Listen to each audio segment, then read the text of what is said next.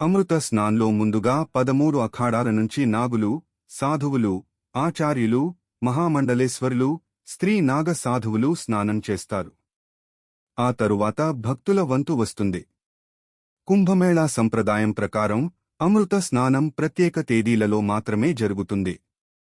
మహాకుంభమేళాలో మొదటి అమృత స్నానం జనవరి 14న పూర్తయింది.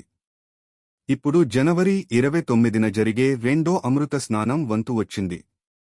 దీని తరువాత మూడో అమృత స్నాన్ ఫిబ్రవరి 3న జరుగుతుంది.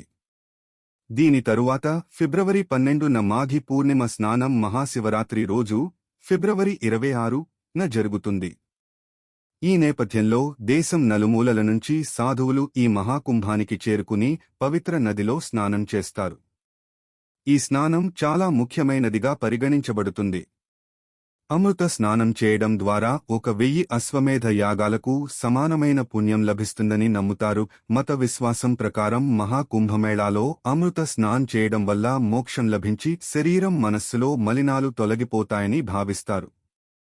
గ్రంథాల ప్రకారం మహాకుంభమేళాలో ఋషులు, సన్యాసులకు మహాకుంభమేళాలో అమృత స్నానం చేసిన తర్వాత ఋషులు, సాధువులు భగవంతుడిని ధ్యానిస్తారు.